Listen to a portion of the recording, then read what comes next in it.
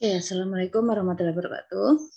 Pada kesempatan kali ini, saya akan menjelaskan untuk materi menggambar teknik tentang penyajian gambar. Jadi mohon diperhatikan dan nanti sehingga nanti dari apa yang saya jelaskan bisa mengerjakan tugas-tugas yang diberikan. Oke, langsung saja ke materinya, yaitu untuk penyajian gambar. Nah, jadi di sini terdapat beberapa yang harus diketahui terlebih dahulu. Jadi di dalam penyajian gambar itu ada 3 jenis penyajian. Yang pertama ada penyajian benda 3 dimensi. Yang kedua ada aturan-aturan dasar untuk penyajian gambar kerja. Dan yang ketiga adalah penyajian gambar dalam bentuk potongan atau irisan. Nah, untuk penyajian benda-benda 3 dimensi itu dibagi lagi menjadi gambar proyeksi jenisnya. Ada proyeksi piktorial, proyeksi ortogonal, dan proyeksi pandangan. Nah, lalu untuk aturan dasarnya untuk penyajian gambar itu ada penentuan pandangan, pandangan tambahan, pandangan sebagian, pandangan setempat, dan pandangan detail. Lalu untuk yang potongan atau irisan itu terdapat lagi menjadi penyajian potongan, cara-cara membuat potongan, potongan dalam satu bidang, potongan dalam lebih dari satu bidang, potongan separuh, potongan yang diputar di tempat atau dipindahkan, susunan potongan-potongan berurutan, penampang-penampang tipis, bagian yang tidak boleh dipotong, dan arsir. Ini adalah bagian-bagian dari penyajian gambar. Langsung ke materi yang pertama, yaitu tentang penyajian benda-benda 3 dimensi. Nah, di sini untuk penyajian benda-benda 3 dimensi atau proyeksi itu dibagi ada 3 tadi, proyeksi piktorial, ortogonal, dan pandangan.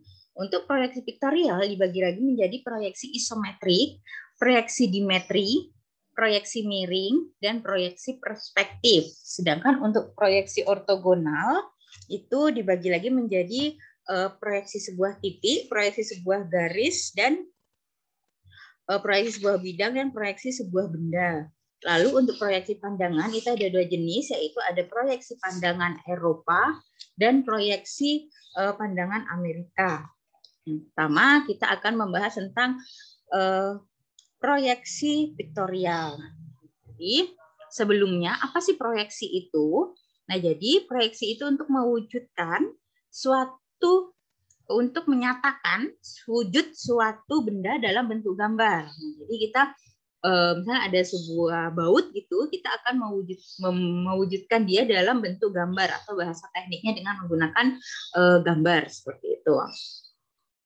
Gambar proyeksi adalah gambar dari suatu benda nyata atau khayalan yang dilukiskan menurut garis-garis pandangan pengamat pada suatu bidang datar atau bidang gambar. Itu proyeksi. Lalu pertama adalah proyeksi piktorial. Nah, di sini ada contohnya. Proyeksi apa sih proyeksi piktorial?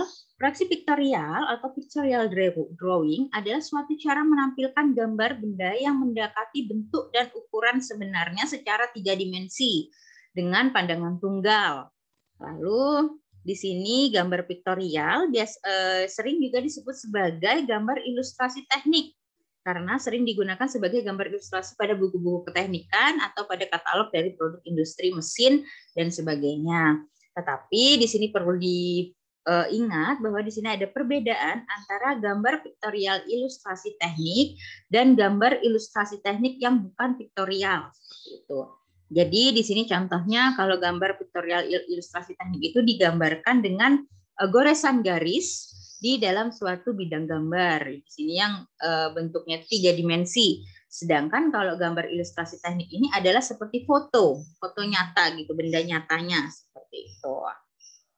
Yang sudah berbentuk seni grafis. Nah, itu tadi perbedaan untuk gambar piktorial yang ilustrasi teknik dan gambar ilustrasi teknik yang bukan gambar piktorial. Seperti itu. Lalu selanjutnya proyeksi piktorial atau posisi benda. Itu terdapat beberapa lagi, yaitu proyeksi isometrik. Lalu ada apa sih proyeksi isometrik? Yaitu gambar isometri yang dapat menyajikan benda dengan tepat dan memerlukan waktu yang lebih singkat dibandingkan dengan cara proyeksi lainnya. Jadi proyeksi isometrik ini adalah yang proyeksi yang singkat, lebih mudah gitu daripada proyeksi-proyeksi lainnya seperti itu. Lalu ada beberapa ciri-cirinya pada proyeksi isometrik. Yang pertama ada ciri pada sumbu. Di sini sumbu X dan sumbu Y mempunyai sudut 30 derajat terhadap garis mendatar. Sudut antara sumbu satu dengan sumbu lainnya itu adalah 120 derajat. Itu adalah ciri pada sumbunya. Sedangkan ciri pada ukurannya, panjang gambar pada masing-masing sumbu sama dengan panjang benda di gambarnya. Itu adalah proyeksi isometri. Nah, gambar isometri ini cara menggambarnya itu sangat sederhana dan mudah karena tidak ada ukuran-ukuran benda yang mengalami skala perpendekan. Jadi dia sesuai apa yang ada di kenyataannya itu digambarkan di kertas gambar itu sesuai ukurannya seperti itu. Ini adalah contoh proyeksi isometri. Di sini ada lebar 20 cm, lalu di sini ada panjangnya 50 cm, di sini juga 20 cm seperti itu. Nah, penyajian proyeksi isometri itu bisa proyeksi isometri dengan posisi normal. Ini adalah posisi normal. Di sini ada benda kerja yang bentuknya seperti ini, tinggal digambarkan aja sesuai dengan sumbu X, Y, Z-nya. Lalu ini ada posisi isometri dengan posisi terbalik. Jadi tadi bendanya yang normal gitu, baru kita balik gambar posisinya seperti ini. Lalu ada proyeksi isometri dengan posisi horizontal. Lalu di sini ada gambar isometri benda berbentuk silindris atau silinder. Nah, jadi di sini ada benda kerja, ini digambarkan di kertas gambar, jadi dia bentuknya seperti ini. Ini adalah contoh proyeksi isometri untuk benda silindris. Ini untuk busur-busur lingkaran. Jadi di sini ada ukuran-ukurannya seperti itu. Selanjutnya ada proyeksi piktorial. Proyeksi piktorial merupakan proyeksi pada gambar di mana skala perpendekan dari dua sisi dan dua sudut dengan garis horizontal sama. Beberapa ciri proyeksi dimetri adalah sebagai berikut. Nah, di sini ada ciri-ciri pada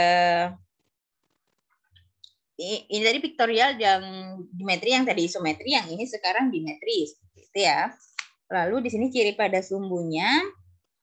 Ciri pada sumbunya itu sumbu X mempunyai sudut 10 derajat, sedangkan pada sumbu Y mempunyai sudut 40 derajat. Ciri pada ukurannya, perbandingan skala ukuran pada sumbu X sama dengan 1:1, dan skala pada sumbu Y 1:2, sedangkan pada sumbu X 1:1. Lalu penyajian proyeksi dimetri, ini contohnya. Di sini ada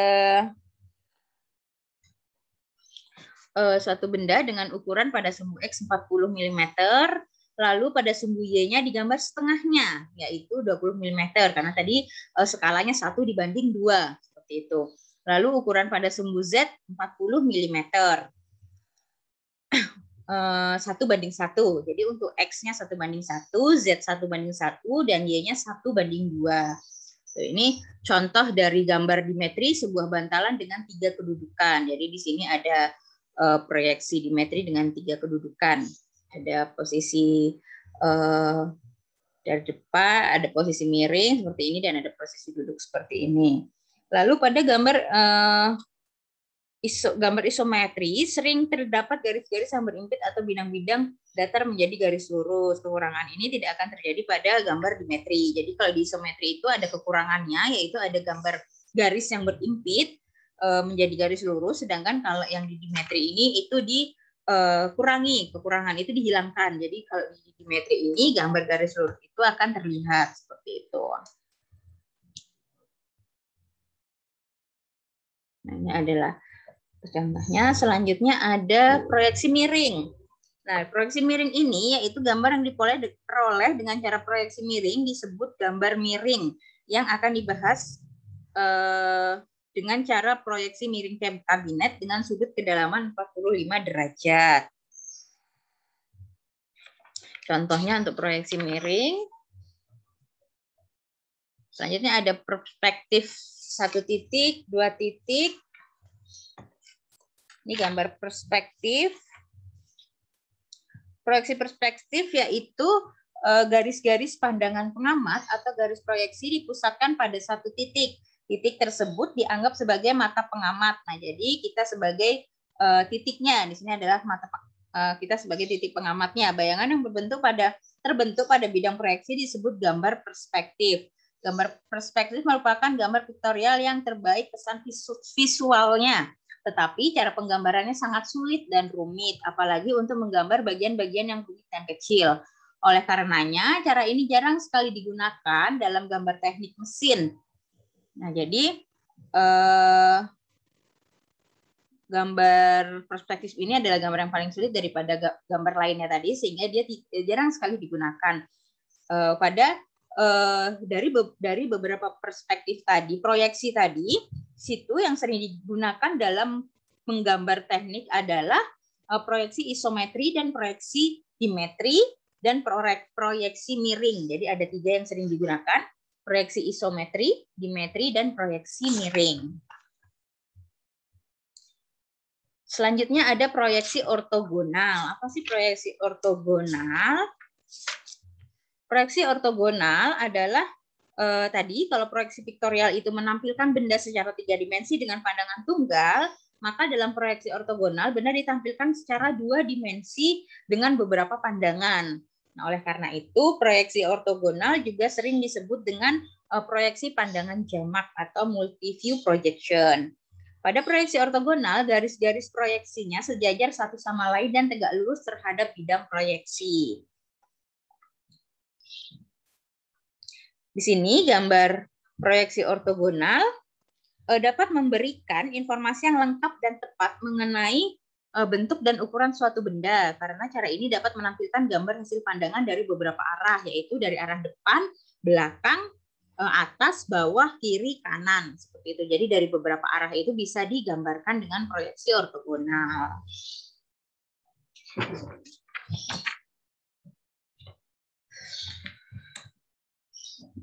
Ini adalah proyeksi dari sebuah bidang. Ini adalah proyeksi ortogonal dari sebuah benda.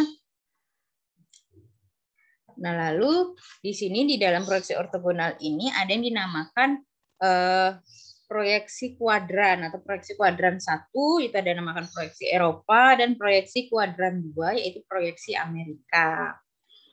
Nah, ini adalah proyeksi Eropa, di mana di sini disebut juga proyeksi sudut pertama, juga ada yang menyebutkan proyeksi kuadran 1, tadi proyeksi kuadran 1 atau Eropa, dan proyeksi kuadran 3 atau Amerika. Nah, di sini untuk proyeksi kuadran 1 diproyeksikan pada bidang-bidang belakang menurut pandangan. Pandangan A, B, C, A, B, dan C. Pandangan A diproyeksikan pada bidang belakang, maka menghasilkan pandangan depan. Pandangan depan. Lalu pandangan B diproyeksikan pada bidang belakang, maka menghasilkan pandangan atas. Pandangan C diproyeksikan pada bidang samping kiri, menghasilkan pandangan samping kanan. Jadi kalau di gambar ini, di sini PA ini adalah pandangan atas, PKI pandangan kiri, PKA pandangan kanan, PBA pandangan bawah, dan PBE pandangan belakang. Seperti itu. Ini contoh-contoh proyeksi tadi. Setelah tadi kan gambarnya ini, gambar ini digambarkan masing-masing dari atas, kiri, kanan, bawah, belakang. Hasilnya adalah seperti ini. Ini adalah pandangan bawahnya. Ini pandangan dari sisi kanan. Ini pandangan dari sisi depan. Pandangan dari sisi kiri, dari sisi belakang, dan dari sisi atas. Seperti itu. Selanjutnya adalah proyeksi di kuadran 3 atau proyeksi Amerika. Nah, menurut cara ini, benda yang akan digambar seolah-olah diletakkan dalam peti yang sisinya tembus pandang sebagai bidang proyeksi. Pada tiap-tiap bidang, proyeksi akan tampak gambar pandangan dari benda menurut arah pandangan yang ditunjukkan oleh arah panah. Pandangan A diproyeksikan pada bidang depan menghasilkan pandangan depan. Lalu pandangan diproyeksikan pada bidang atas menghasilkan pandangan atas. Pandangan yang diproyeksikan pada bidang samping menghasilkan samping kiri. Dan selanjutnya seperti itu. Lalu pada proyeksi Amerika, benda seolah-olah ditempatkan dalam sebuah kotak kaca tadi seperti sebelumnya, yaitu ditempatkan di dalam peti gitu ya. Lalu 6 sisi kotak tadi dijadikan sebagai 6 bidang proyeksi benda. Apabila sisi kotak kaca dibuka atau direbahkan, maka diperoleh hasil proyeksi benda. Seperti itu. Ini adalah contohnya. Proyeksi dari jadi di sini dilihat juga dari simbol ya, dari simbol proyeksinya. Kalau dia simbolnya seperti ini, maka dia adalah simbol proyeksi Eropa. Kalau dia posisinya, simbol posisinya sebenarnya ada proyeksi Amerika. Jadi dilihat dari posisi ininya. Nanti kalau ada tugas gitu ya, saya menentukan dia ada gambarnya gitu, nanti berarti dibaca dia apakah proyeksi Amerika, apakah proyeksi Eropa, seperti itu. Nah, di sini sesuai dengan standar ISO atau ISO garis miring GIS 128. Di sini tetap ditetapkan bahwa kedua cara proyeksi di atas boleh digunakan, akan tetapi untuk keseragaman semua gambar dalam standar ISO digambar menurut proyeksi kuadran 1 atau proyeksi Eropa.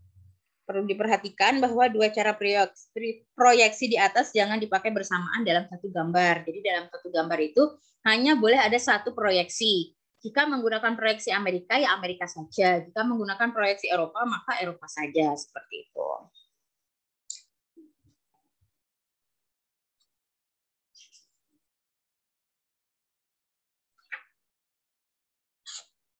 Namun yang nanti yang sering dipakai adalah kita menggunakan proyeksi kuadran 1 atau proyeksi Eropa.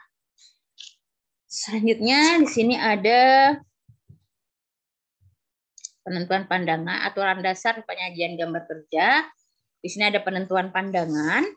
Di sini penentuan pandangan itu tidak semua pandangan hasil proyeksi harus disajikan dalam gambar kerja. Jumlah pandangan benda untuk gambar kerja harus dibatasi seperlunya, tetapi dapat memberikan gambaran bentuk benda secara lengkap. Pandangan depan harus dipilih sedemikian rupa sehingga dapat memberikan bentuk atau fungsi benda secara umum. Jadi pandangan depan ini merupakan gambar pokok. Jadi tidak semua pandangan itu wajib dituliskan, cuma pandangan depan wajib ada seperti itu. Karena pandangan depan ini merupakan pandangan pokok yang nantinya akan diilustrasikan seperti itu. Lalu yang kedua adalah jumlah pandangan. Lalu ada posisi gambar. Jadi ini adalah penentuan-penentuannya. Selanjutnya ada pandangan sebagian, pandangan setempat. Ini akan saya bahas di selanjutnya. Ini adalah materinya nanti coba untuk menggambar. Saya kasih tugas dicoba untuk menggambar awal dulu dari suatu benda kerja seperti itu, lalu nanti digambarkan sesuai dengan proyeksi Amerika atau proyeksi Eropa dan lainnya seperti yang nanti akan saya berikan di soal tugasnya. Demikian. Assalamualaikum warahmatullahi wabarakatuh.